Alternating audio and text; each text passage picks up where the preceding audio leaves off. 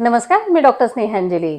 तुमच्या काही तपासण्या जसं की ब्लड मार्कर किंवा सॉफ्ट मार्करमध्ये काही दोष आला म्हणजे तुमच्या बाळामध्ये व्यंग आहे का?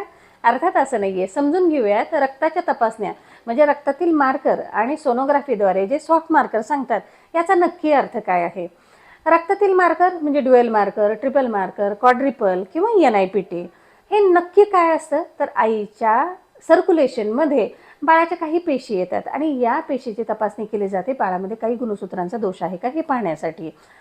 जनरली ट्रायझोमी 21, 18, एंटी डिफेक्ट हे असे वेगवेगळे कॉमनली आढळणारे गुणसूत्रांचे दोष आम्ही पाहतो. तिसरा महिना झाला की त्यावेळेला आम्ही शक्यतो ड्युएल मार्कर करण्यास सांगतो. पूर्वी आम्ही ट्रिपल मार्कर सांगायचो. काही कारणास्तव ड्युएल मार्कर तुमच्याकडे मिस झालं असेल तर 16व्या आठवड्यात आम्ही सांगतो की तुम्ही क्वाड्रिपल मार्कर मात्र नक्की करून घ्या. याच्यामध्ये जर काही दोष आढळत असेल तर NIPT जी 95% तुमच्या बाळामध्ये गुणसूत्रांचा दोष आहे का हे मात्र नक्की सांगत असते. 5व्या महिन्याच्या सोनोग्राफीमध्ये काही सॉफ्ट मार्कर तुमच्या रिपोर्टमध्ये लिहिलेले असतात. जसं की इंट्राकार्डियाक इकोजेनिक फोकाय म्हणजे छोटीशी इकोजेनिक फोकाय किंवा गाठीसारखं स्ट्रक्चर बाळाच्या हृदयामध्ये दिसतं.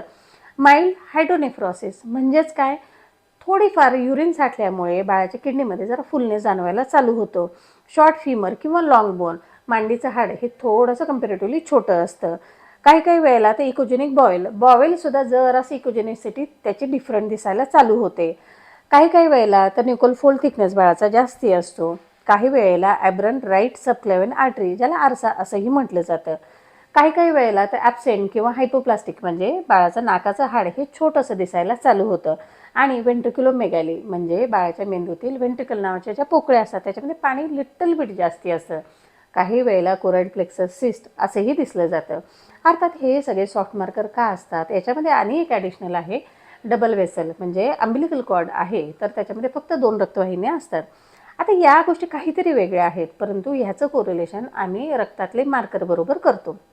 समजा असं गृहीत धरा की दोन्हीही मार्कर पॉझिटिव्ह आलेले आहेत, मग मात्र खरंच बाळामध्ये गुणसूत्रांचा दोष आहे का, काही अडचण आहे का हे खात्री करण्यासाठी आम्ही ॲम्निओसेंटेसिस म्हणजेच गर्भजल तपासणी करतो. फक्त एखादा मार्कर पॉझिटिव्ह आला म्हणून घाबरून जाण्याची गरज नाही. प्रत्येक गोष्टीला खात्री करून मगच आपण स्ट्रेस घ्यावा. धन्यवाद.